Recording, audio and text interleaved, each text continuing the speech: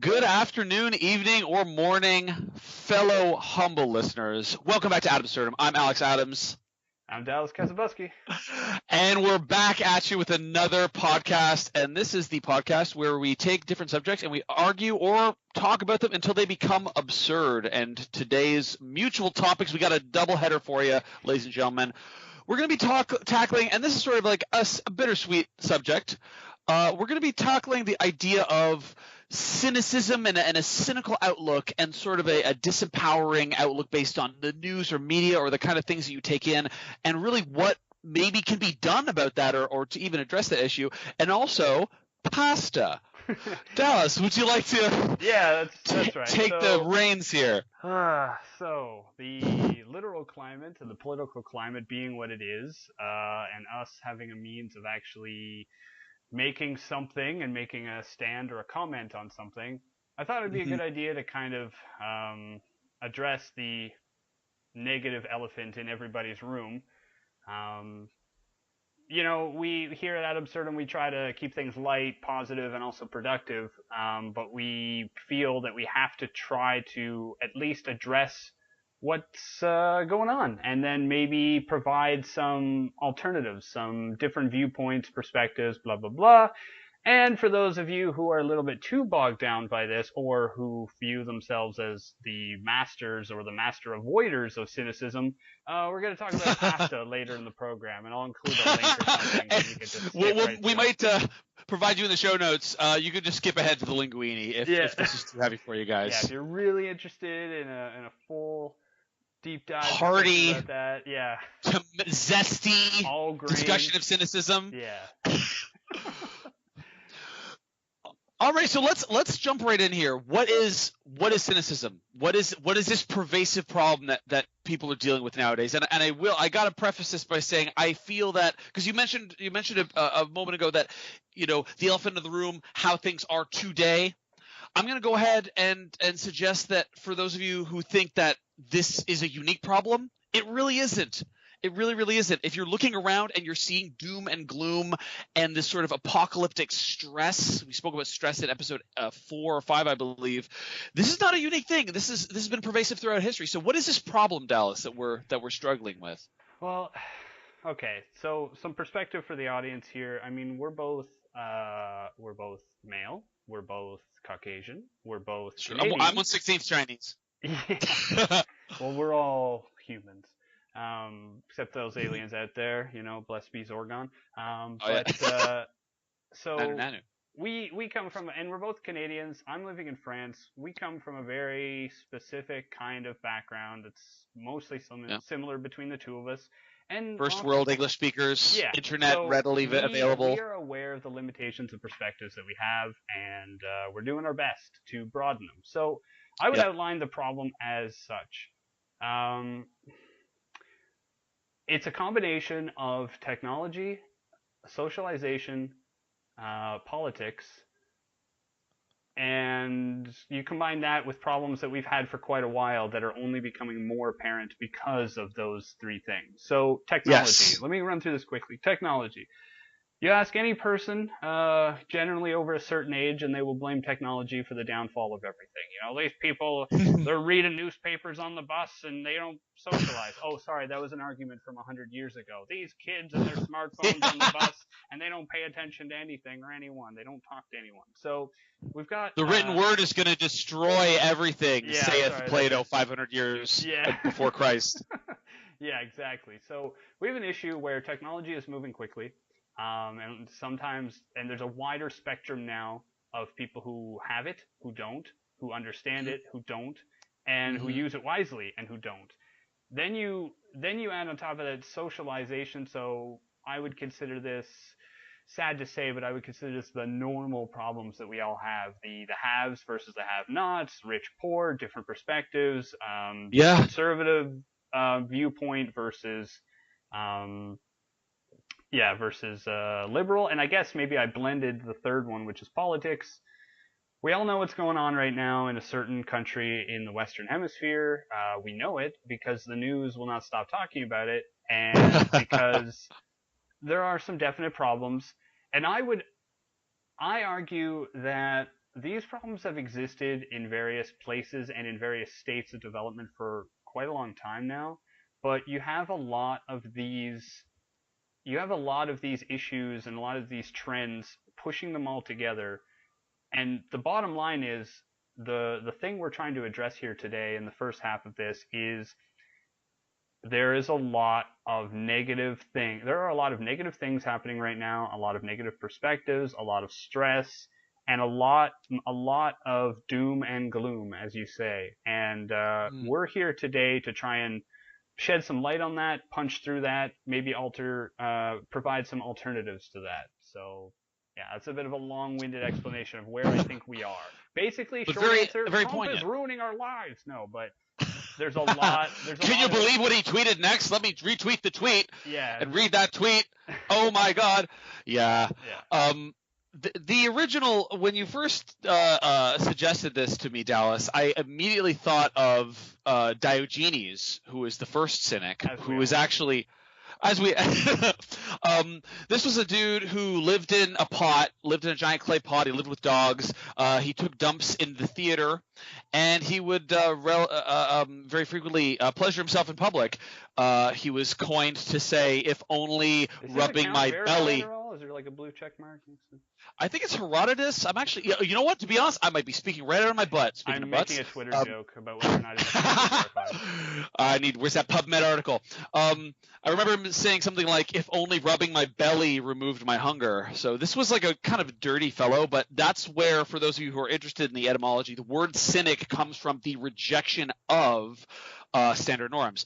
And I think that's ironic because it's sort of been co-opted by the modern cynic, which seems to be ensconced in the troubles of the day.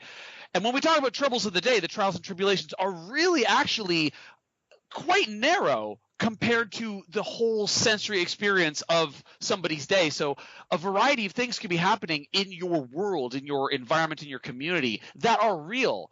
Political turmoil, problems, family problems, stress at work, stress in a relationship. But then again, to add to that, to multiply that, you've got this, and to speak to your technology piece, an incredible web of technology that allows us to communicate and research and duplicate information at an incredible high speed. But then you've got other people's stress. You've got the stress of the world. You've got the stress of political parties. You've got the stress of death, of mayhem and disorder, if you allow it, pumped at you from every which way. So I feel like the modern cynic is there's a detachment, but the detachment comes from the feeling of, well, I know about the world. I know about all these things. I know about what's going on. And because it seems so impossible, my decision is just to opt out, to refrain from action, to refrain from positive motation, and to just sort of generally give up. And that's something, everybody listening here, that is not the answer that we're dealing with here, because the fact of the matter is there is absolutely a cause for change for every individual has that ability to make positive action. Yeah, I think that's a fair point. I mean, we were talking about this some time ago when you were over here in France. Yes, I took a vacation earlier in the summer. And you're just saying, like, when we were doing the Learning Languages podcast, you were saying that that it's very difficult to stay tuned in, basically, to the news and to news updates and things like this, specifically focusing on the news because of what was going on, because of the way that it was presented. I mean, if you're unfamiliar, North American news outlets are generally more full of spectacle, and they're always on. Like you can just watch like CNN 24 hours a day, and it's just going over the same stuff. Yep. So that sense of imminency, like the imminency, like if you turn away, something's gonna happen. And I sensed that you felt like you had no real power. I also sensed that you simultaneously felt like it doesn't affect you, and yet it won't get out of your life.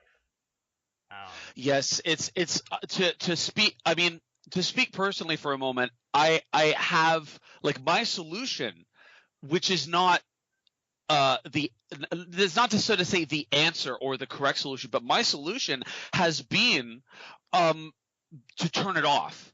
Mm.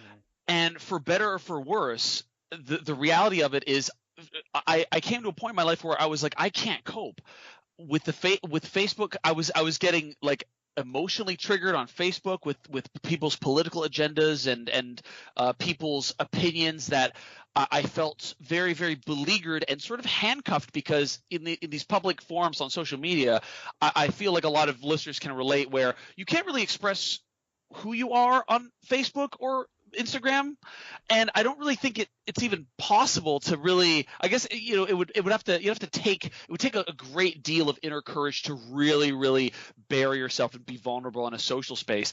But I felt like sort of beleaguered, attacked by all these opinions on social media from my personal acquaintances, and then again turning to the television, turning to the internet, so many negative stories, and I thought to myself, is this really like what the world is? This is so terrible. Like, I'm so disgusted, and my answer to that was to turn it off, to turn it all off.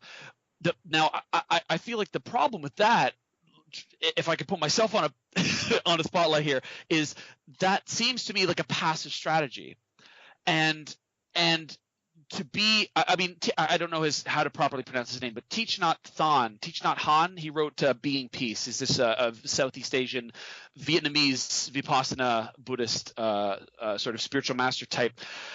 In his book Being Peace, he talked about how one of the tenets of his whole shtick is you want to be in contact with the suffering, and I feel like that requires itself some tact, because I was definitely in contact with suffering, but it was that kind of salient feature, and I feel like we can get to the core of that idea of cynicism, is this feeling of powerlessness, because I was in contact with the suffering of these stories and these situations, but I felt as if the problem was presented to me as an impossible problem, and my solution, like I said, was to turn it all off. But I still think that there's a better way than just shutting everything down, because that's equivalent to sort of sticking your head in the sand. Yeah, and I think that shutting everything down or off or avoiding it is, I mean, there's merit there. There's a lot of many emotions and a lot of stress, like you said, that coming from other people, and it all moves so quickly that sometimes it's just unbearable to keep track of. And then your own personal problems, stuff that isn't on Facebook Yeah, or Twitter. notwithstanding what's going on in your life or my life. So, turning it off is, I think it's a good technique. At least I think it's good every once in a while. I mean, Oh yeah. and it depends on your how you're feeling, what you're dealing with, and what your life is like. For example, maybe if you're just completely done, you're just completely fed up with it. Okay, turn it off for a day, for a couple of days, or whatever.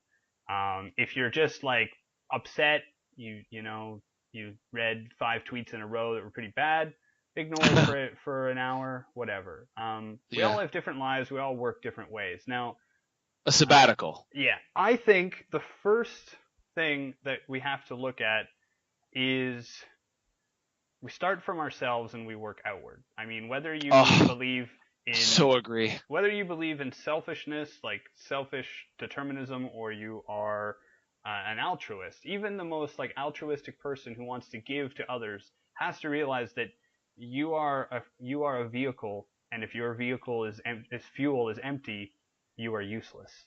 So agree. So let's start from ourselves. Everybody works differently. We have a podcast about combining. Probably hearing a siren right now, but A French siren. yeah, we had a podcast earlier about balancing the work-life thing, and I think some of the same things apply here. But in this case, this is the balance of having an emotion, or at least like, let me think, observing and having emotion versus actually inhabiting that emotion. So Yes. I think the proper definitions are sympathy versus empathy. Yes, yes. So And here's for our listeners, yeah, yeah. if you want to elaborate on that for our listeners, that would be Well, I was ideal. just gonna say that I think I'm not I'm not sitting in front of a dictionary, but what is that? Google that. But I think that sympathy is understanding the emotional situation of someone or something, and Mhm. empathy is sharing it, feeling it. Yes. You see someone fall Yes. down, and you're like, oh, that sucks. They fell down. They got mud on their suit. They're going to be late for work. Empathy is you see someone get injured and you yourself feel injured, or you see someone in a bad situation and you share it with them. You are Which is a angry. physical, like for the hard science people out there, there is a physical concomitant to that, which are called mirror neurons. Like we are hardwired to care about each other at a biological level. When someone hurts themselves, the parts of your brain that are associated with hurting your own body light up Yeah. in empathic connection to that strife. Watch any action movie, and when the hero gets bruised badly, you will be like, oh, you will feel it as well. The And like, wince, football in the crotch. Everyone, every man or woman, just go, ugh. yeah. In there. So, so that's the first place that we have to look, because when we're seeing all this news, or we're hearing these opinions that we don't agree with, or we're hearing about all this stuff, it's very easy to take it on ourselves. Yeah, at face value.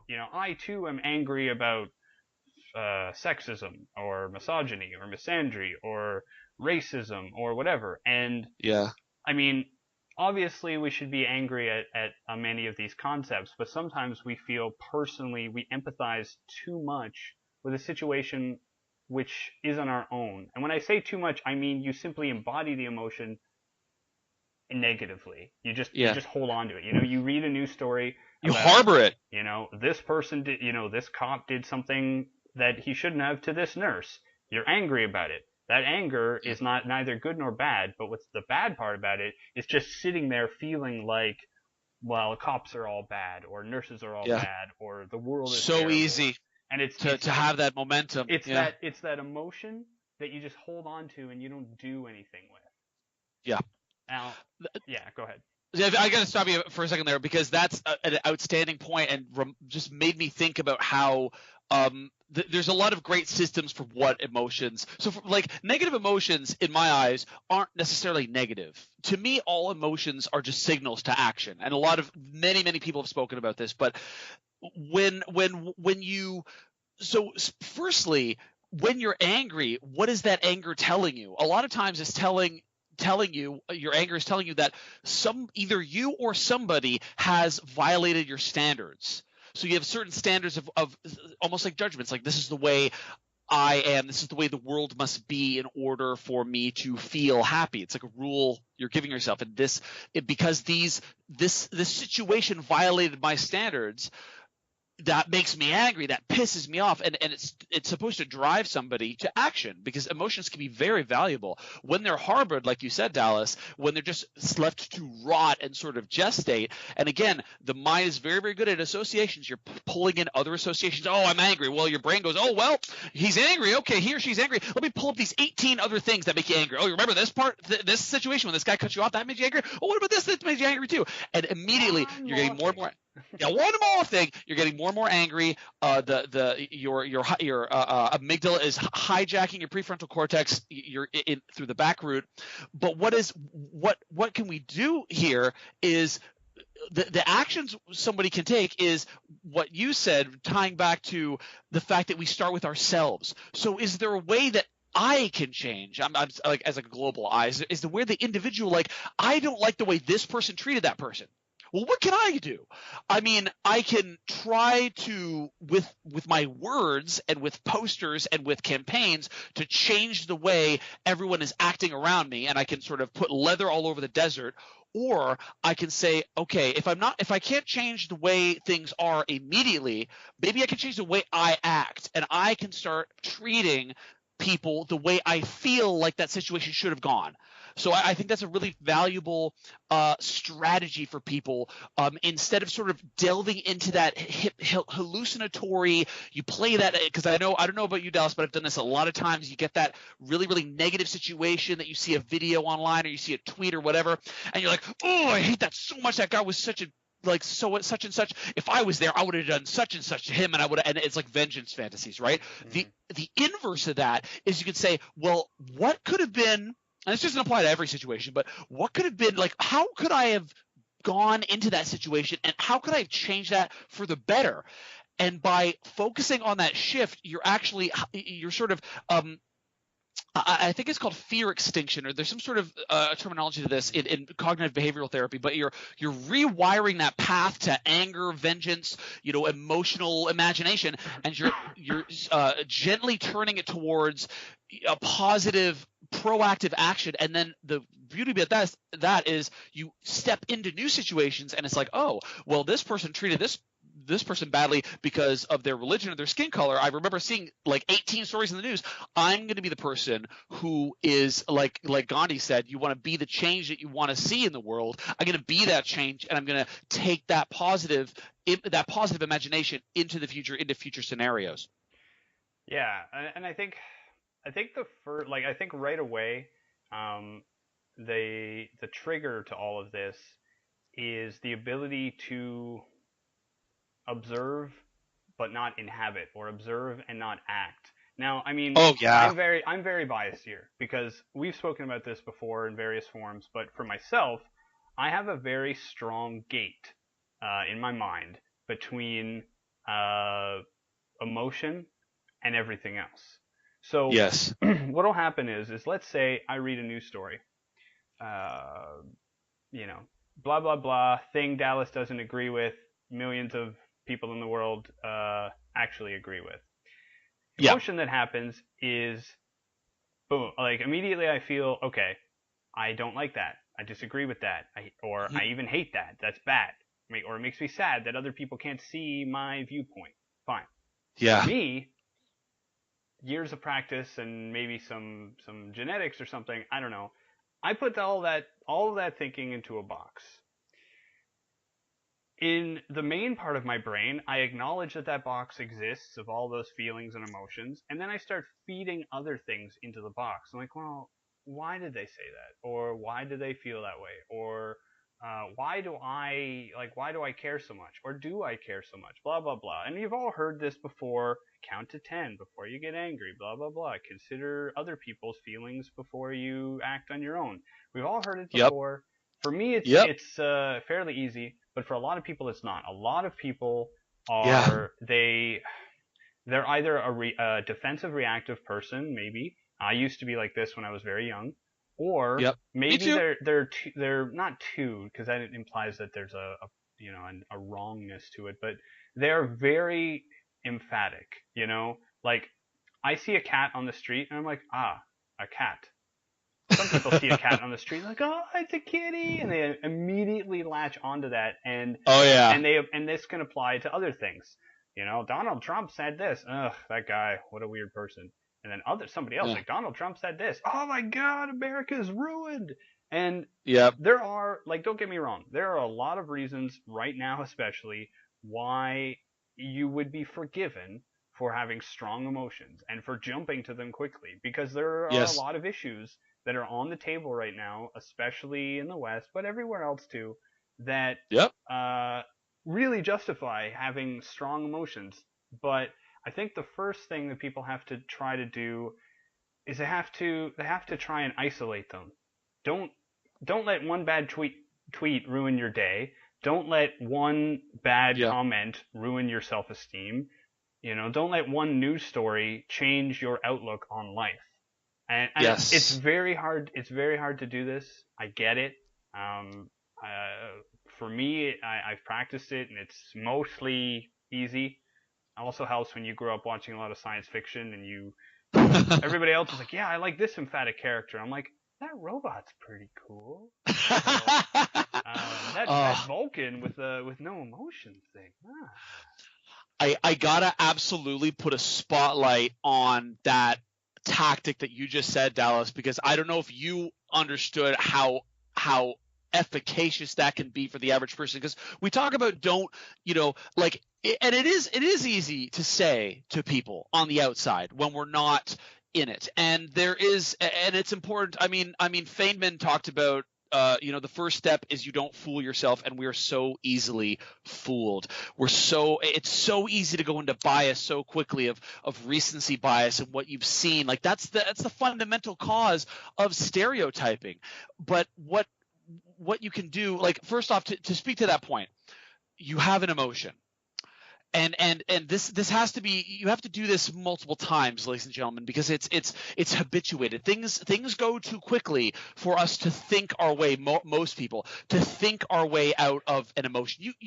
A lot of people can't, and I don't think we are even sort of hardwired to do that, because the emotion just comes. It's our evolutionary past. Like you see that tiger and bam, you're running. There's no time to sort of like, oh well, the tiger, like there's a lot of other tigers around. Like tigers are benefit to the ecosystem, and chomp, you're dead. Like on that basic, tigers. Yeah, like on that basic level, like you're already there. You're in the emotion. So to have, because what you said you have this emotion, and you have this box, this visual tool, this visualization tool. But then what I love, because so many people, they have a hurt locker, and then it's that pushing away. We can't push away emotions. We can't become the emotions. The opposite of pushing away. There's a thing called ironic rebound, where I don't know if you've ever heard of the white bear problem, where some such psychoanalyst was like got his patients like, don't think of a white bear, and like they had like neuroses based on they couldn't stop thinking of the dang white bear, because you push it away and it's ironic rebound. It comes right back. Don't think about not smoking, bam, you're smoking if you're a smoker. So acknowledge that you're feeling the emotion. That's an important step.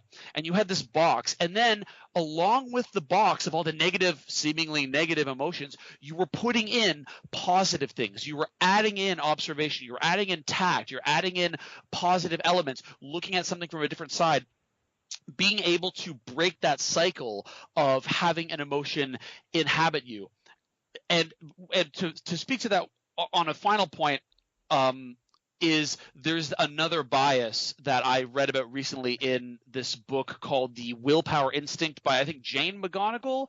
I'm not the name will lose me. In any case, we might put it in the show notes, or you can Professor McGonigal. Just Google it. Google that stuff, ladies and gentlemen. You got a computer. So most of you, not all computers. So okay. There's a bias called hot-cold empathy bias, and it is the bias in which, when we are in a calm, cool, rational state, which is defined, which we can actually see as we know knowledge of the brain is a different physiological state, we have a bias towards we will always be able to act in this calm, cool, rational state. And what we must do, which really, really stuck out to me, is rather than sort of punish ourselves for feeling negative or feeling angry or feeling scared of these stories, because a lot of these stories are very, very, especially in the West, highly meticulously designed to make us feel angry or scared or sad.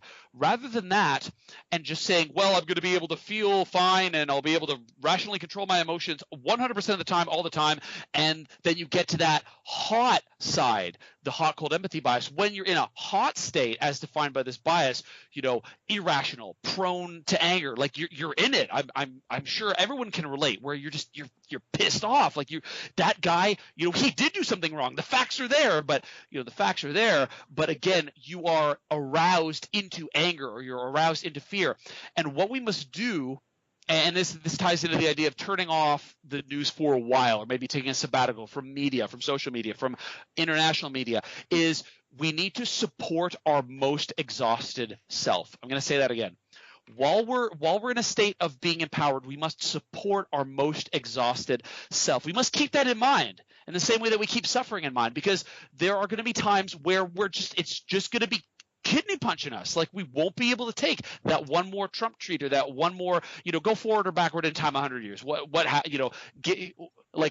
Bring it to the table. What have you? If there were tweets back in the Reagan administration, I'm sure Reagan would be making some tweets that would really piss a lot of people off. But you take that effort when you're already powerful. The more you train in training, the more you sweat in training, the less you bleed in war.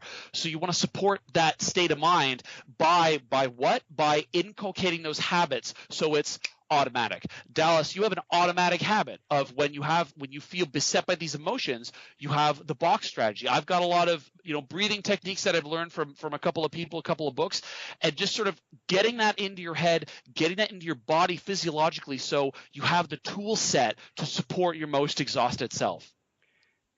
That's well said. And I think I was just realizing as we were talking about this that it's kind of like a three-step technique. So you start from you are yourself and you get bombarded with some kind of emotion. And we've just discussed, okay, how do you deal with the reaction? So you have to, we have to learn how to deal with that. I think the second step is to basically accrue more information. So okay, yes, get an so, education on the subject. Let's you just talked about practicing in battle versus winning the war. So let's make it that kind of philosophy for us, or that metaphor for a second. So you imagine that you are in some kind of metaphorical battlefield, and all of a sudden a new piece of information comes. The enemy is coming over the ridge, or we've lost supplies in this area. Information comes in. You need to learn how to not react to it. You can maybe act on it, and we'll get there in a minute, but the first thing is don't react to it. The enemy is coming over the bridge. Well, are they? Are they actually? How many? So poignant, man. How many? I mean, if you're a military historian, how many battles have been changed, lost, won, because people acted rashly, because they got a piece of information and they acted on it. Now, I'm not saying that impulsive actions are bad, because they can be good. I want to buy flowers for my girlfriend. Boom. I want to buy this thing to make me feel better. Boom. Like, these are not necessarily bad things. And there is running away from the tiger, or picking the berry. Exactly. But after you consider the information and how it affects you, and then you start making plans as to what you want to do. And we're going to get to the whole action part later, but bringing in more information. And this part, we try to talk about like one sort. We try to start from one specific topic on the show, or maybe two, and then we go to the absurd and we go crazy about it. But I'm going to sneak in a big idea right here in the middle, which is, pay attention, everybody. This is Dallas's big idea. Yeah, it's more of a theme of a topic of discussion, which is, I feel that people on the average are maybe not as good at acquiring or understanding or validating new information as they should be, which is a really delicate, nice, diplomatic way of saying, check your facts and embrace other opinions and perspectives. And we're going to get a lot of people who, if they've even listened this far, they're just like, what? Get out of here, you two white privileged men, which is fine. See you later. See you soon, whatever. But the thing is, people are just not good at it. And I'm not saying I am too. We all have confirmation bias. We all surround ourselves by friends, family, media, and perspectives that align to our own. There's a reason we like it.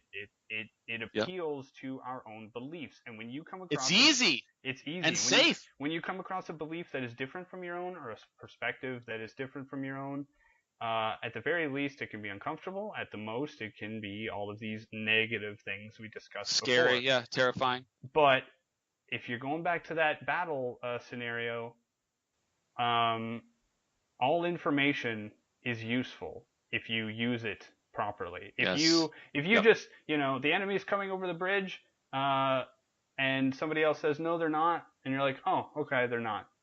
And then it turns out you're ambushed. Or the enemy's coming over the bridge, but they'll never attack us, or whatever. And I'm going to move away from the military analogy, because I think life is already, or at least the representation of it's a little bit violent. But think of it. Go ahead. I've got a perfect analogy, actually, is with the health and diet industry.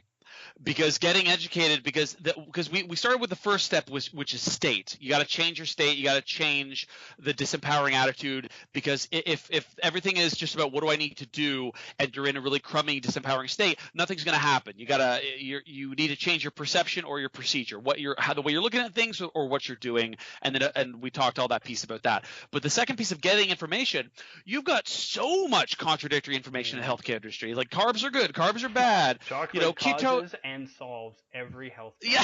Yeah, yeah. Like, if you ever, there's a really good Woody Allen movie called Sleeper, where this guy wakes up, like, this is in the 60s. He wakes up like 100 years in the future or whatever, and they're like, oh, well, chocolate and saturated fat's good for you. And at the time, it was like, oh, haha, what a bizarre comedy. In the future, everything's backwards. That fat's actually good for you. Well, surprise, surprise, a lot of people are reversing their perspective about, fats and saturated fats and animal fats. So what's the answer here? The answer is not the answer is not educating yourself out of lack, out of fear, out of revenge, out to prove somebody wrong. It's like you said, the good military master or the sage or whatever, calmly assessing the situation as new information is coming in, like good fruit or rotten fruit. This information is no good because of XYZ. Using that rationality is not your enemy, ladies and gentlemen. Rationality is not cold. It's not unloving. It's a tool. It's a tool that we can all use, even if you're coming out of the heart.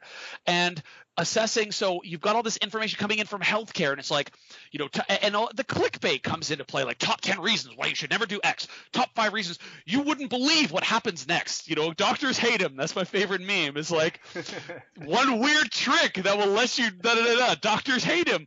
So you're getting in all this information. What do? Well, you get educated. That doesn't mean just learning more. That means learning the right things in the right amount, in the right sequence, and it's coming in with a cool head and taking in, okay, well, this person says that, eating pasta is a great healthy thing, and this is a little illusion here. Well, that information is pretty good, but it also is coming from the International Pasta Society, so maybe I should take a look at the bias that's arisen from there. A good question to ask is, like, what money is this person making from stating this viewpoint? I'll say that again. What person asking the question, well, this person is telling me this fact. What do they have to gain from me believing that fact? What do they have to gain for me to believe what they're telling me? And if they have to gain stuff in interest of, like, maybe Coca-Cola, me believing that Coca-Cola doesn't contribute to obesity, they gain from me believing that because I buy Coca-Cola and drink it.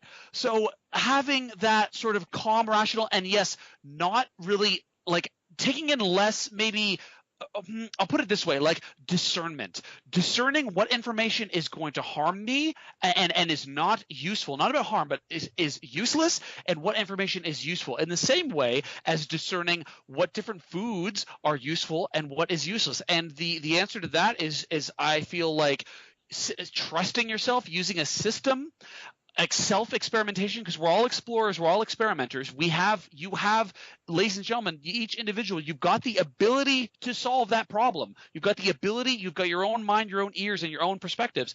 You can challenge yourself with new information, and then you internalize, and rather you make use of that information to move forward, to take action. We are in the age of misinformation. I mean, totally. When the internet came around, and it's really started to get going. I mean, I've spoken negatively regarding the internet and technology, but I love them both. I use them all the time, every day. I'm using it right now. It's a tool. It's the only way we're able to communicate. But yes, it is seriously, at least for the developed world, it is the age of misinformation. You have people stating, they'll put a sentence and they'll state it's a fact.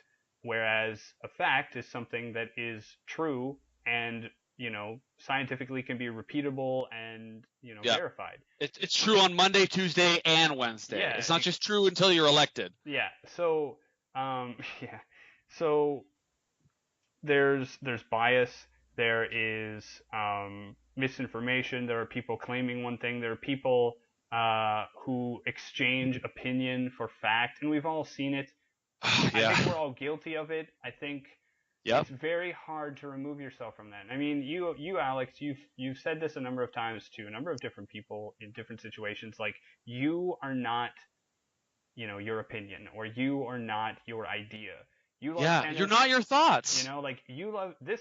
You know, you love tennis, and your spouse hates tennis. That doesn't mean your spouse hates you.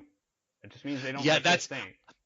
as an aside, just to expand that on that briefly, that's called your persona, and it comes from Jungian psychoanalytics, and it's very important for people to understand that, like, just to shed light on that, like, if you like a thing and someone doesn't like that thing, it doesn't mean they don't like you, and taking that time to sort of divorce yourself from your own interests and understand. But please continue. And even going on that, let's like, for example, let's say a movie. You're like, oh, I just saw this movie the other day. It was the best. And someone's like, oh, I didn't really like it. And immediately you feel like, well, they don't like me, or we won't get along because we have Not completely copacetic different opinions, and it's understandable to think to yourself like, okay, I like this movie because the plot was great, the action was great, and whatever. I liked it for these reasons. So, and you think to yourself, why, like, even when you try to be rational, you can still be emotionally driven. You can be like, Oh yeah. like, let's say Alex, we'll talk about a movie we saw together, Spider-Man: Homecoming. Okay. Yeah. So let's say I was like, I liked it. It was fun. It was funny. It was Spider-Man. It was good action. And you were like, And I hated it. I didn't like that. I didn't like there's no origin story. I didn't like the actor. Yeah. I hated the enemies, and it was a bad ending. And I'm thinking to myself, but all of the things I've listed are generally good points. You want a movie with good characters and good story. So how can you even say that? And I'm rationally, I'm confused. I'm like, I don't understand how you can dislike these good points, which means Yeah. that we must have completely different taste in movies, and we can't get along. But then it turns out, well, you were expecting something, and you, Alex, got something different than you expected, so you didn't like what you were delivered. Or you did like it, but maybe not as much as I did, and not as much as the hype, which makes you basically hate it because you're like, no, Yeah. like I thought it was going to be this, or Absolutely. or or I misread something, or you misread something, where I was like, yeah, didn't you think it was great when this happened? You're like, that didn't happen in the movie, and I was like, oh, that happened in the trailer. Yeah, I guess they changed it for the movie. For example, I don't know if this is true, but I heard that the Inception noise that everybody knows about, I heard that was not actually in the movie Inception. Ooh. And I have not Can gone somebody back, like, comment, and subscribe? Yeah, And I have not just gone give me the back answer. to watch the movie to verify this, but I heard that it was only in the trailer. So if that like emotional impact of that like sound and the soundtrack, and you incorporate that as a part of the movie, somebody else is like, yeah, the score was fine, it wasn't that great, and you're like, what's wrong with you? So, Yeah. and Set expectation. There are lots of reasons. People have a completely different background. Maybe you watch a movie. This happens a lot actually, where I watch a lot of film analysis stuff on YouTube and whatever, and what happens is somebody will analyze a movie and they will see something that I didn't see before, or I didn't see it that way, and effectively they will, they will comment on why they didn't like the movie for this reason, and they'll be like, their thesis is therefore this character is bad for these reasons, and you're like, oh, I don't feel that. And then what I've had a couple of times where it's like, oh, Harrison Ford is a terrible like person for this reason or whatever, or not Harrison Ford, but like Indiana Jones or Han Solo, whoever he's played. And you're like, oh, like, no, I don't want my character ruined. And then I examine it, and maybe I examine it and I realize that those points are they're only true from a certain point of view. They're only like, it does make sense, but only from this one lens. And maybe you realize that because it's movie or literature or whatever, there are different lenses. So the bottom point I want to make there is that when you are accruing information and you're getting other people's opinions, first, obviously, don't mistake opinions for fact, and don't share opinions as fact. But even when you get a fact or an opinion in, try to understand where it's coming from, because maybe somebody didn't like this movie or this book because this book featured a character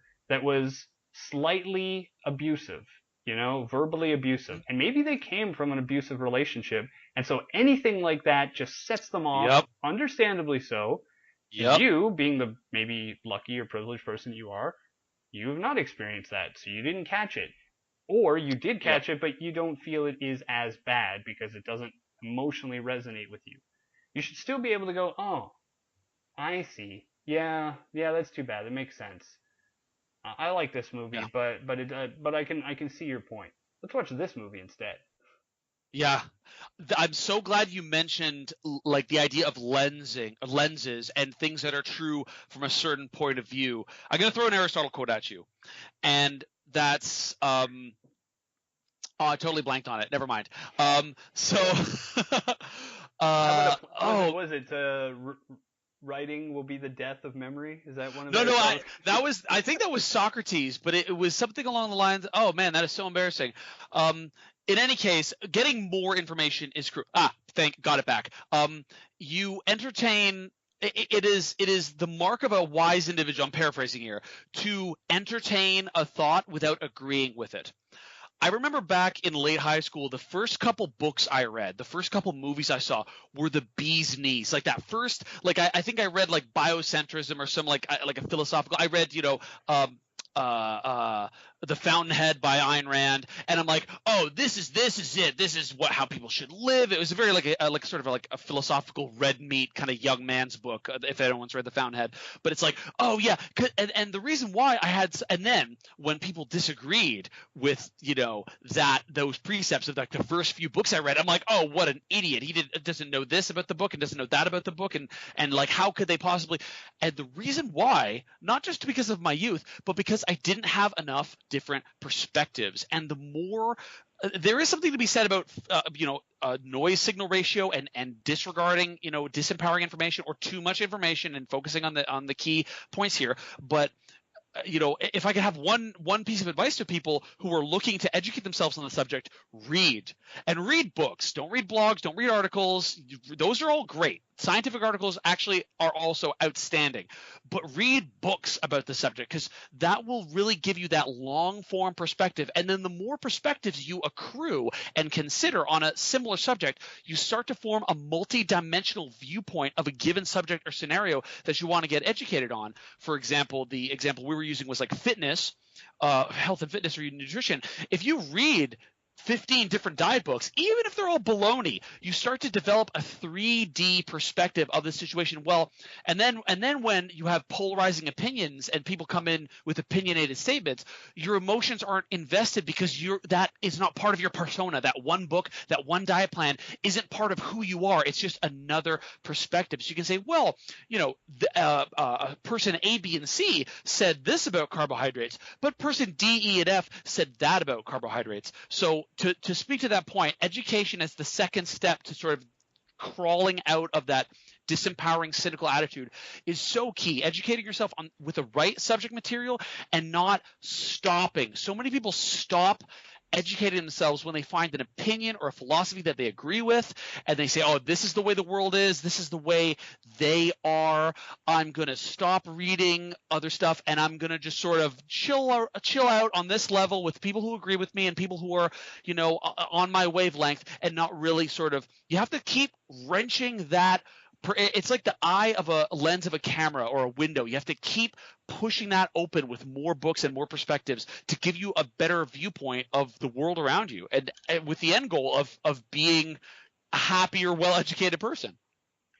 Yeah, and I think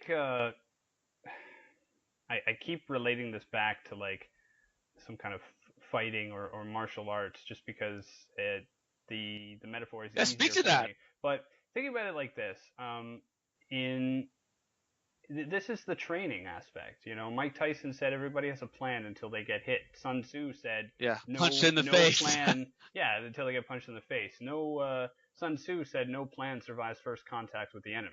So Yeah. there you are. You formed your own beliefs, your own backgrounds, all this stuff, and then you suddenly get attacked. You suddenly get new information. You're presented with information you don't like. The successful martial artist um, doesn't well, I mean, there is something to be said about brute force and by repetition of technique, but it's about adaptability. It's about adapting what you know Yes. to what you don't know, what you're learning, in order to be more successful.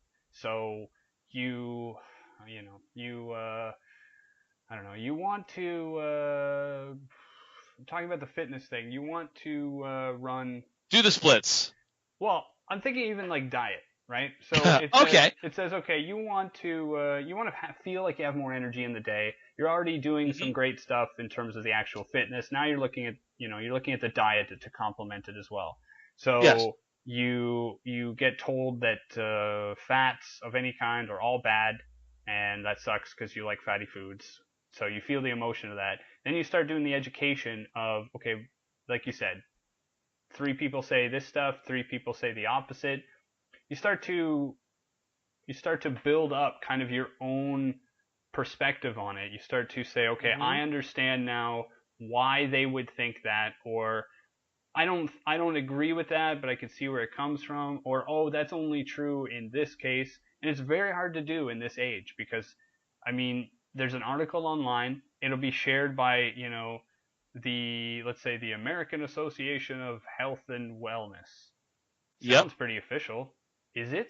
Is it part of the official, like, whatever? And even if it is, Yeah. you know, there's a lot of this cynicism these days where it's like, well, I don't need a scientist to tell me how to live my life. No, Yeah. but maybe you should listen to, a nutritionist if you're interested in learning about nutrition.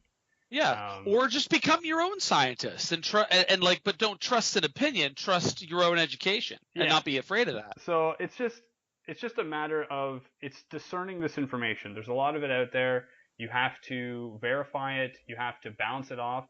And the thing is, relating it back to the initial impetus for this discussion, we were talking about like following the news. Yes. Uh, so the news hits you, it's negative, or you feel negative because of it.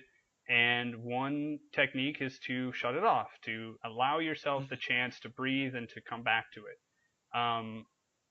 Another thing is to turn it on and to leave it on and to, the successful warrior is not one who can, just never deal with any problems ever. It's the one Yeah. who No, is it's able to so take true. in the situation and be able to deal with it. And this is my Yep. philosophy. I understand that it can be emotionally overwhelming, but I will not refrain from watching the news or Yep. staying involved because I always believe for myself that if I am unable, if I am entirely unable to cope with a piece of information, then I Yep. have then I have failed myself.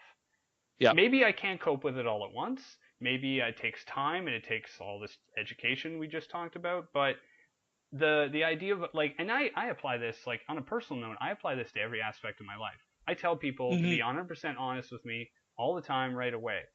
You have Yeah. something in your teeth. You laugh and it sounds really bad. A car horn. You were disrespectful to me just now because of this.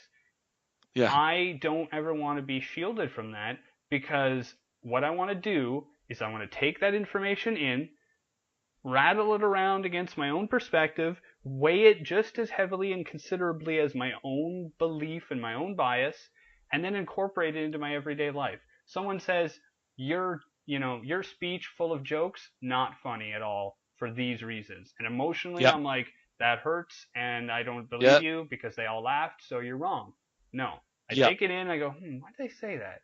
Oh, I see. I made a bunch of jokes about video games, and most of my audience was not interested in that. Fine. Yeah. So Yeah. use it. Use this information and even use negative bias. When you see, oh, Uncle whoever shared crappy, like not real information on Facebook, Yep. that's Yep. pretty maddening. I understand that.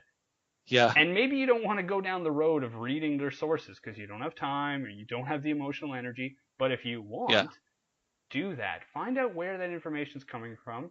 Find out what's fueling this argument. Maybe that family member is from a different perspective. They're from a different Yeah. income class, or they just different generation, and they see things. Use it to fuel yourself to action, which is the next step.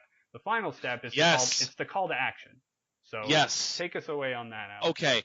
Mr. Rogers, the neighbor, the friendly neighbor. You may or may not know if you watched, I think, Canadian or American television. He did a sort of children's show. He was a glowing beacon of positivity in the late 80s to mid 90s television. I think even further than that. He had a great quote. He was a practicing minister. He was an incredible individual. He got a Lifetime Achievement Award, and he always said, when he watched the news, because I believe he grew up during the Cold War or the Vietnam War or some such, I mean, you can exchange what kind of terrible news thing you want with it, but like he grew up in a household that was in that zone that you were being berated by negative information, and his mom. Mr. Rogers' mom has said this amazing thing, and she said, no matter what crisis you see, look for the helpers. Look for the people who are helping.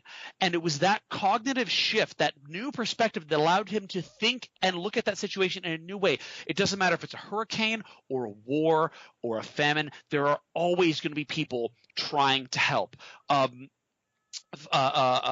He wrote Viktor Frankl, who wrote Man's Search for Meaning. I believe I've mentioned this on the podcast before. But this was a man who was a professor of Austrian psychoanalytics. He was in Auschwitz. He was in the Holocaust, and his observations were that it was the external scenario that life was demanding things of him, and everything moved on the fulcrum of his perspective, what he perceived, how he perceived things meant to him. That was the precursor for action. And even that's sort of an internal acting. The shift of focus is an action, ladies and gentlemen. Thoughts are things. And if you change your inner perspective of what things mean to you, that conscious effort to make an empowering meaning out of something that's seemingly this senseless catastrophe done by humans or nature, that is an action. What is wrong is always available to anybody. Doesn't matter if you turn on the news or not. Some people, and to bring a point from earlier, I totally agree with the idea of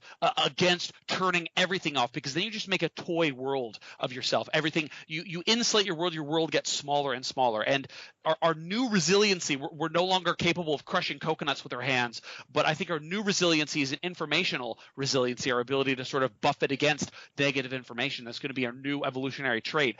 But getting things into perspective and taking the action to see the good in the scenario, recognizing that what is correct about the situation is available for me to witness, for me to see, for me to focus on. And what you focus on, you feel, whether it's true or not. I'm sure you've had situations like this, or you've seen people around you that they're focused on all of these facts, quote unquote, or biases, which are not true, but they're eliciting emotional responses. I think even movies are the perfect example of that. So the first step, in my eyes, the call to action is the issue of perspective, of you find out what is right, what can be done about this situation. It comes back to questions too, powerful questions. How can I use this? How can me, who I am here now today, not from this impossible scenario problem that's presented to us from the news, what can I do to change?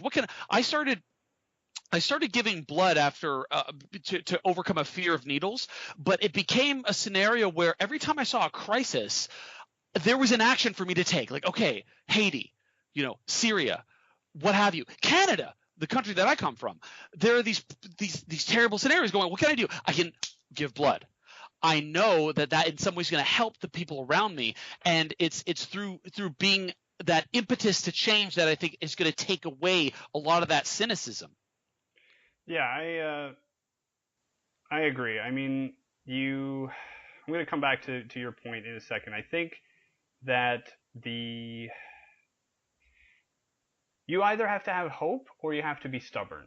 Some people are not optimistic at all, but they're stubborn and they plan for the worst, and that's fine. Absolutely. But the growing viewpoint that everything is terrible and everyone is terrible, again, I think that's fed into by the fact that we're all more connected than we ever have been. And you may think, totally. that means we're seeing more spotlight, which is showing us that things are negative. The answer is no, not necessarily. Just because people have a louder voice doesn't mean that they're more right or more wrong or whatever. Yep. So you're absolutely right. You can look at yourself and say, well, what can I do to help? example, I'm in France, and there are people suffering in, Houston, Texas right now, and other places due to Yeah. floods and everything else.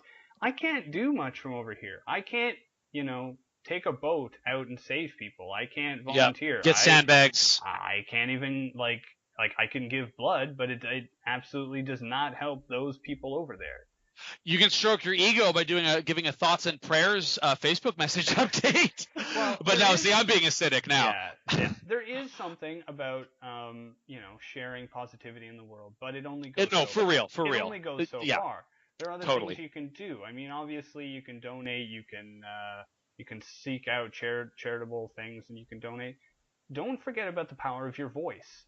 The fact that we're all connected now means that Yeah. your voice literally goes farther. As Yeah. men, we can share and we can have opinions on things, and if we do, we will affect change. Focusing on maybe a less horrific kind of idea, um, women in Hollywood make less money than men in Hollywood. Okay, Yeah. well, no, I don't. I don't agree with that. I don't see why an actress makes less money than an actor unless we're looking at the main protagonist versus the third Yeah. tertiary character. A Whatever. chromosome can dictate that. Yeah, Why is that? that's not good, and I don't support that. So try to be a Yeah. bit more active in your in how you spend, how you act, who you interact with, who you explicitly and implicitly support. Yes. If you say nothing, they don't know that you don't like it. If you continue to buy things that are made Yeah. by people who are doing the things you don't like, they're not going to change because most Yep. people, this is a bit of a cynical viewpoint, but I would say that most people um, either most people are not going to change based on emotions alone because Well, yeah. Well, nothing happens. yeah. So You what can feel all you want to feel, so but what I'm then saying nothing is happens. a director makes a movie and it says a negative thing about women without having a reason to. It's not like, oh, this is a representation of Of society. the It's like, no, I times. just Yeah. think that women are awful, so here's my movie about it.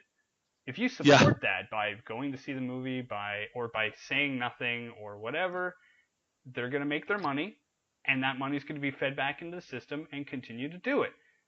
Case in point, look at Wonder Woman. Female director, female Yep. character, made more money than like any other superhero movie at least this year, maybe ever, I don't know, whatever. Great success. Yes. And Yes. at the very least, the studios are going to go, there must be something about women that people like. Let's get more of them in here. And at best, hopefully, Yep. somebody goes, yeah, our practices of, misogyny and sexism in the workplace, that's not great. I notice that now. It's not good for business and it's not good for public support and it's also actually really wrong and I don't agree with it. Yeah, that's fair. And it's Yeah. hard. It's hard to do, but you have to show your support. We've been bouncing off a lot of examples. Here's a quick one, pretty meaningless. Well, not meaningless, pretty harmless, very small scale. Yes. Early Yes. university. I moved to the big city. Come from a small town, moved to the big city, and there were 8 times as many people in my university than there were in my town. Mm-hmm. People litter everywhere. Everywhere. People throw Yeah. garbage on the Yeah. ground. And I hated it. Tragedy of the commons. And my first reaction is yell at them. Like shake them. Be like, what is wrong with you? Why are you doing this? Yeah. The garbage can is right there. Like you're literally so privileged that you can't just like walk a few feet. Yep. Now there have been times where I've called people out because they've been deliberate and you sometimes have to get their attention. But what I started doing is the call to action, I just started picking up garbage. And not like, if I wanted to do a big fundraiser or whatever, fine, I could have done that. What I started doing is I started on a personal level. I'd be walking with my friends, and in one smooth step, I'd bend down and pick up a piece of trash and throw it out. Or I'd split off from the group, grab something, and throw it out. I didn't say much about it. I didn't do much. But what I noticed is my friends, who are generally pretty good about not littering, they started following suit. I noticed people picking up garbage outside of their normal range And I would, I would like to say that it's because they saw me doing it and they were like, yeah, that's not such a big deal. Try to Yeah. make the world a little bit better than how you found it. So important. It's so crucial that we recognize the impact. We were talking about biases earlier. I can't think of a bigger bias than word of mouth bias. You could have 100,000 peer-reviewed, double-blind, placebo-controlled scientific studies to say this, that, and the other thing, and you have one friend who's like, "Oh yeah, I like this brand of toothpaste." Bam! Every single person, like everyone's got a voice. Especially now, we're living in an incredible time in this digital world where we have the ability to communicate with other people and share our opinions. More crucially, though, we have the ability to share with people that are close to us, even if they're not geographically close. Dallas, for instance, if you found something really cool, like a really cool brand of peanut butter, or on the opposite side, if there was this restaurant, like for instance, I'm not going to say it in the podcast because I don't want to actually throw anybody under the bus on the podcast, but I had this really bad restaurant experience in France. We'll get into it. There's a lot of great restaurants in France. Please go there. But I had this one really bad one in Paris. And I told everyone about it because I was so mistreated. It was like, so that's how. But the reason why people listened to me, because I could have just, if I was a stranger, it wouldn't matter. But my friends were like, "Oh yeah, I'm not going to go to that restaurant." Or I've listened to other people refer video games or pieces of media to me. Notwithstanding any kind of review, criticism, or institutional, assessment of it, somebody told me that it was good, so I did it. We are very much just a combination of the traits of the people around us. It's that inner circle, like those 8 people that you spend the most time with. That's you, and that's a scary thing to think about, because if you're hanging around with people that there's a lot of things you don't agree with about their personality and a lot of disempowering, toxic things, guess what? You're becoming that right now, and that is a scary thing. But on the flip side, you are also an influence to the people around you, the people closest to you, the people at your work, your family, the people that you spend a lot of time with in cafes, what have you. I made it a really, really important thing. A couple things in my life. One was I always wanted to be the icebreaker at parties. And I wanted to take that fear away from everybody. So every time I went to a party or social situation, I would go and shake everybody's hand. But one thing I really try to work on is I never, ever be sarcastic with anybody. It's specifically sarcasm. I've criticized people in the past. I've lost my temper. This is true, but I really avoid it because I've seen that. It's something that I really hate to be like treated with of like sort of blasé criticism and sarcasm. So I thought to myself, if I'm treating the people around me with the care and dignity, like it's the golden rule. If I want to treat people the way that I want to be treated, shocker, then maybe that's going to rub off. And the truth of the matter is, it does. The way, Dallas, your idea of positive action, of picking up the trash instead of getting into like a holier than thou scenario, or doing a campaign, or creating like an establishment. Establishments aren't gonna solve this problem. This is a people problem. It's a problem on the level of people talking to people, because we are in the age of social media and an interconnected global community of vocal people. This is going to be solved on a person-to-person basis. So the people that you know already, that's your circle of influence, and you can start with your personal victory of how do I want to conduct myself. I want to be. I want to be. I don't want to be critical with people. I don't want to. I don't want to judge people behind their backs. I don't want to talk about anybody behind their backs. Make that decision, and then make that a must in your life. Make that a priority, and you will find that positive quality starts to get. What are the words you want to say? Even as simple as that. Do you want to come up to when someone, without belaboring the point, the last real thing that I really wanted to I wanted to pay strict attention to the way I used my language, specifically when people asked me how I was doing. I never want to just say good. I felt like that was the ultimate cop-out, and it just kept all conversation on that level of like facile, impenetrable surface talk. And I wanted to think how actually am I doing, and just taking that time. And pretty soon, like, I saw people sort of get shocked out of that sleepwalk where they're like, "Oh, this guy, oh, how are you? I'm good. How are you? Good. We're also good." I'm doing like a robot upper body for those of you who can't. Just imagine me doing like a robot arms while I'm saying this. I'm good and you're good and we're all good. But I want to be like, "Oh, I feel really bad today." that's vulnerable, and it's like, whoa, what? You feel bad? Why? What? What's going on? Or like I feel sick, or I feel good, or I feel really disempowered today. And just sort of getting to that vulnerability, and then those qualities I want to really, really hammer into the people listening today is that you have the ability to change your state. You have the ability to self-educate, and you absolutely have the ability to take action, even if you think it's not going to have an impact. We all know that after only a few orders of magnitude, 1 becomes 5, becomes 50, becomes 5 million, and it's never been a better scenario, a better evolutionary root bed than now to start using your voice to change people's lives. Nice. Well said. All right, everyone. Got that? It's pretty easy. Just pretty good one. Be a better person, all right? Just do it. Just do it. We've all thought about it. Okay, let's take a moment. Let's breathe. You know. So shake it off. Yeah. Listen to that song.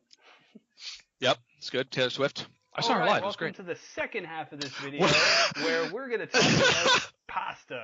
So we just came from a pretty dark and negative place. If you want to check it out, it's in the first hour and a half of this podcast. Yep. And now we're going to talk about something I hope you all can enjoy, a serious discussion. Philosophical even. Yeah. Hearty. Dallas, what's your favorite pasta? Because I got one, but I want to hear about yours. Oh, You got a top 3? Okay. I have a favorite pasta, but it's more of a pasta experience because, of course. Okay, tell me about the pasta experience. So when I was in high school, I was on the football. It's American football team and Canadian football, but whatever. You know, we threw the ball around, and it was all wrong. So I was on that team, and for the first 4 months of the school year, every Friday, pretty much, we had a game. We had a football game, and it was either at our hometown or somewhere else. So my mom would make a special pasta dinner to load up on carbohydrates and energy and all that, magic. And carb load. Yeah. So she would make, and it was spaghetti, but it was basically like fettuccine noodles. I think, or spaghettini maybe, really thin. Yep. And meat and sauce and cheese, and then she'd put it in the oven and she'd bake it, and then it would come out, and the plates are so hot you couldn't have it. You'd have to put it in a basket. And sounds so good. That is my favorite pasta experience. Man. How about you? What's your favorite? I can tell you I got real fond memories, and for those of you who are listening in America, you've got the chain, and I'm really jealous. I don't know if it's decayed in quality. It appears to be the McDonald's of pasta. I don't know. I was 6, but Olive Garden was my jam back in the day. I would go in and I would just crush a fettuccine Alfredo with a chocolate Italian milk. Listeners are like, why? Yeah, how dare you? Oh, I've got some genuine Italian facts in the future, but man, I would just slurp that up. That was the best. Close second, lobster ravioli. Give me a good ravioli. Just stuff that lobster in there. You get that fresh pasta. You get that fresh dough. I really, really wish I just had a pasta chef in my house, because it's sort of like two roads you can go down. You can go down the really high quality pasta road, and you get 4 ravioli envelopes, I don't know what you want to call them, get that sauce on there, and it's so good, but you got 4 bites, and then you turn around, you're like, well, let me just give me the bag, get frozen, just get it in there, dump it in there, and then you got 80 of them, but they don't taste too good, and then you're 60% done, and you don't want to live anymore. It's crazy.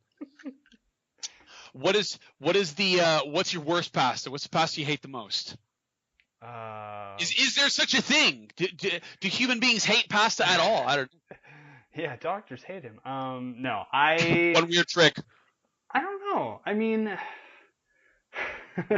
I'm not the best at discerning foods, but for me, different types of pasta either mean a different type of accompaniment with pasta or a different shape of pasta. It's like, oh, is it curly? Is it a tube? Is it like one stalk? Is it a really thin stalk? Did you know there's over 65 different shapes in Italy alone? Over 65 with unique. Yeah, there's unique with unique names. So I don't know. I don't have a least favorite. I can tell you that lobster ravioli sounds theoretically good, but I'm not always the biggest fan of seafood, so bad. What are your thoughts about oh man, ricotta cheese? Because you got the ones that are like the pasta taco with the ricotta cheese. What do they call that? The cannellonis. Those are good. Oh You ever yeah. have a cannelloni? I don't That's a know good if I've one. ever had one. Yeah. I don't know. Most of my pasta experience is just like you said, take it from a bag, put it in some boiling water, stir it up, add some other sauce to it, put it between more pasta if you're making lasagna. I don't know. Pasta's great. You can mix it with a lot of stuff. I mean, obviously, people out there probably know, but we're gonna treat you like you've never seen pasta before. I Yeah, no, mean, this is ad absurdum. when you're This is where saying we to go me nuts. like you want to have a pasta chef in your house, I was thinking to myself like you could have like an egg chef and a Yeah. pasta chef, and every single day they would make a completely different meal each Oh because there's yeah. Get a can. so many things you can do with pasta and so many things you can do with eggs. Oh my God, yeah. Did you know, Dallas, that historians have noted several lexical milestones relevant to pasta, which span the entire Mediterranean. The physician Galen mentions itrion, which were homogeneous compounds made of flour and water, and the Jerusalem Talmud records itrium as a boiled dough, which was common in Palestine, which means that pasta can bridge the gap, ladies and gentlemen, culturally from the East and the West. Um, there is a there is a 14th, 13th, 15th century, the 1400s. That's the 15th century, Yeah. right? The Tasium Sanitatis, which was an illustrated medieval treaty on health and well-being, which was actually translated from an Arab text several hundred years earlier, which not only was the first identifiable image of the carrot, but actually mentions how to create and cook pasta for the medieval serf. So you can look that up. We'll put that in the show notes, maybe, probably not. I'm imagining someone like going onto like recipes.com, and in this age of information we live in, they accidentally stumble on that. Like, oh, this pasta's really good. Like, Susan, what did you do? Oh, I actually followed like an ancient Sumerian text. It's quite good. Well, the Greeks it was been suggested throughout history that Italy is the center of pasta, which is actually not the case. China has been slinging noodles far earlier, as earlier as 1500 years earlier than the earliest known examples of pasta in ancient Greek texts, where Greek writers were going through the Etruscan and saw people mashing grains and mixing with water to make a crude dough.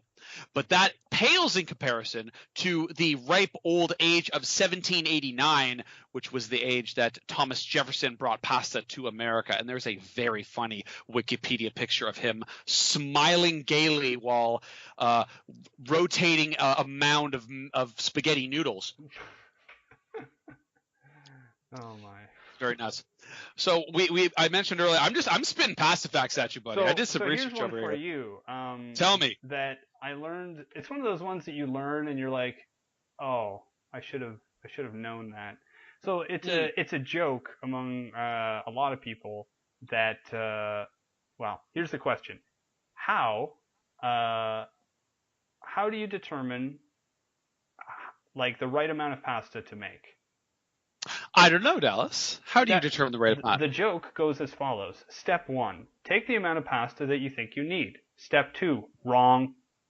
Because it's often that you make too much or too little. Well, what I learned is that pasta fork that most of us or most of our parents have in their home, the plastic fork with the hole in the center, apparently that hole is supposed to determine how much pasta that you use. If you use the long stalks of it and you fill that hole, that's supposed to be one serving. Now, I've never tested this. I still go by I'll just make more than I need and then I'll eat it all later because I'm a privileged person who can do that. Yep. But that's something I learned recently, and I thought that was really cool. It's part of the design of the tool, but I never used it for that. I just never understand it. Oh, it. there's a hole in it, so okay. Do you perform that terrible pasta sin of breaking hard spaghetti noodles in half in order to mush them into the pot of boiling water, or do you put them in so they stick out and have them sort of slowly melt in? I usually I usually sin in a lot of ways when it comes to pasta. Do you mix butter and olive oil? You bastard. Throw it all in together. Oh! My technique is just throw it into a pot and mix it up and eat it, whatever.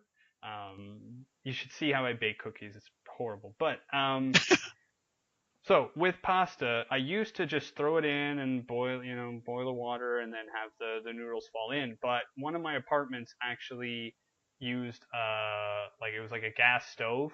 So the flames were real. It wasn't a heating element. It was a flame. Yes. And what happened is if my pasta was outside of the pot, the flames would flicker outside of the pot, burn like the middle of the pasta, and it would like bend and break in half and then fall down. So that's terrible. First time that ever happened, I'm like, okay, snap, break. The other way that I used that's to out of necessity. I had a descendant of Italians almost like throw up in rage at me one day because I was at his house and he was being so nice and generous and hosting me. I'm like, I'm gonna cook you some pasta. It's easy. I can do this. So let's do it. So I go in the kitchen. I take the pasta. I take a pot, put water in the pot, put pasta in the pot, turn the water on, and turn the heat on the water. And he's like, "What are you doing?" I'm like, I'm heating the thing. Yeah, but you put the pasta in already. Yeah. Because apparently, most people, they heat the pot first, and when it's boiling, then they put the pasta in, because otherwise it gets all mushy. Legit. I've never had that problem, or I've never cared about that problem, so I just put the pasta in. So yeah, it's more pasta sins, buddy. You're gonna be like that. Another time was I took a bunch of colleagues. We had a conference in Toronto, and I had a bunch of international colleagues who were there. We were all young, like students, just recently graduated. So I took them to the old spaghetti factory. So it's basically like, imagine like a factory-sized building full of like carnival-like objects, like a caboose from a train and like a little Ferris wheel and like a little carousel. But it serves pasta and it's all colorful and nice. And I didn't realize until we got there that one of my colleagues is Italian. He's from Italy. And he would probably hate North American pasta. And I was like, well, I've just taken you to the epitome of what you hate. He had a good time, but he was like, it was one of those things where he just would be like, this is not spaghetti, or this is not fettuccine, right? Or whatever. There's some real scenarios there. I wonder if Italy has the same scenario as France, where certain names of foods, the raw ingredients in order to make those foods can only be taken from certain parts of Italy.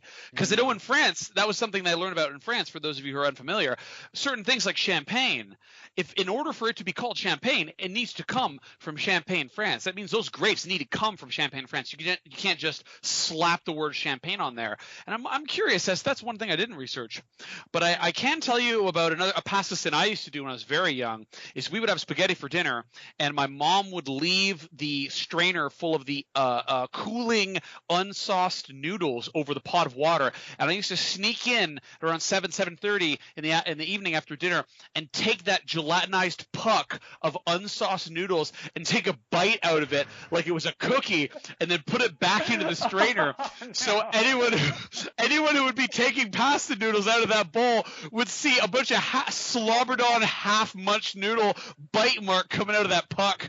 And that stopped really, really quickly. Yeah. I have a question for you, Dallas. Do you think here's the first part of this question. Do you think pasta has ever killed anyone in any way?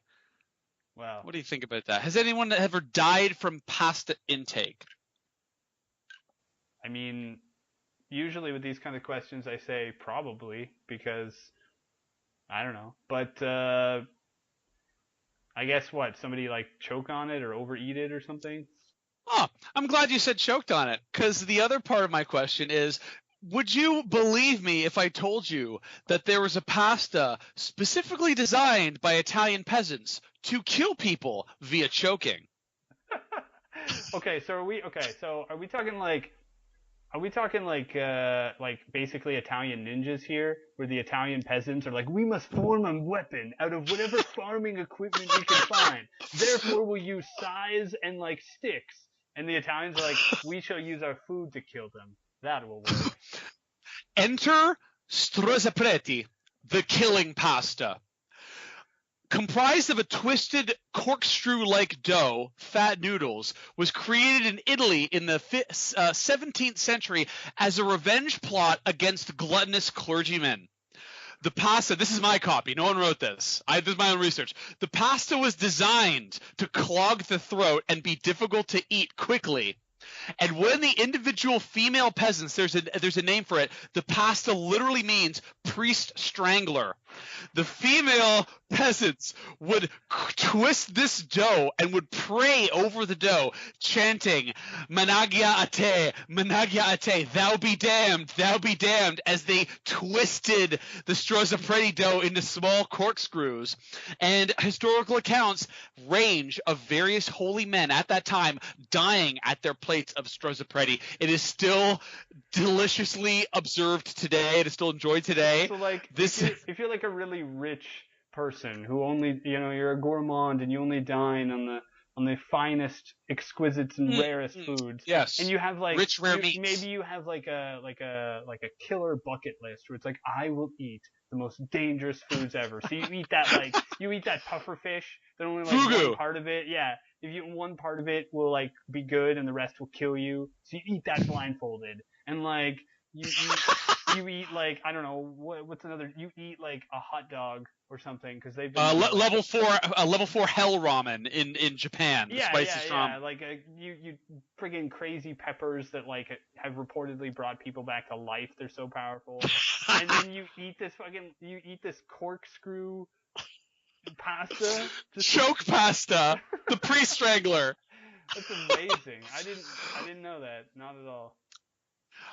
Dallas, are you familiar with the famous radio play War of the Worlds? Yeah. Circa 1951, something like that. Yeah. On April 1st, 1957, the BBC aired a faux documentary claiming that spaghetti grew on trees. It was filmed in Switzerland, and it was apparently believed by millions of gullible British viewers that swallowed this story from B-roll footage of Swiss maids harvesting cooked spaghetti noodles from trees, being cooked, processed, and packaged, and sent to Western Europe. If you are a kind of person who believes such things, please refer earlier to our podcast. Please, why? If you have skipped part 1, please go back to part 2. Oh, and man. my final pasta fact is that, and this was referenced in the first part of the podcast, if you listen to the first one, according to the International Pasta Organization, which unfortunately does have a lot of biased information as to the health benefits of crushed up wheat flour mixed with water that's eaten en masse, but that's my own, be that as it may. The country of Italy consume annually approximately 600 million kilometers of spaghetti each year, which I did a little light calculation, and that is not only enough to wrap around the planet 15,000 times, but it is enough to have a single spaghetti strand reach from our planet to Jupiter with about 20 million kilometers to spare. Each year they eat that much? Each year, Dallas! That's a spicy meatball. Yeah. Oh my God. That's amazing. Well, I don't know if I have any more facts about spaghetti or pasta. I'm plumb dry, buddy. I mean, it's a very communal meal in the fact that it's very plentiful. We're very fortunate to have it in large amounts. A lot of cultures I've noticed really like it's a really easy meal, right? Because you just, especially nowadays, if you're in a developed country, you just buy it. It's cheap. You boil some water, you throw it in, you mix it with whatever else you want. I've had all kinds. I've had like classic spaghetti and meatballs. I've had, like Asian kind of stir fry thing where you mix that's so spices good. and stuff like that. So yeah, next time you're eating some of that delicious pasta, or ravioli or spaghettini, lasagna, think about that. Or some priest strangler. Yeah, think about the priest strangler, the reaching the Jupiter, and be sure to share some with, maybe not the priest strangler one, but share some with people you care about. Leave it on Outstanding. That. Thank you all very We hope you much have a great for afternoon. listening and watching, and if you have any more comments or any ideas, leave them for us. We're always open to that, and we'll see you next time. See you later.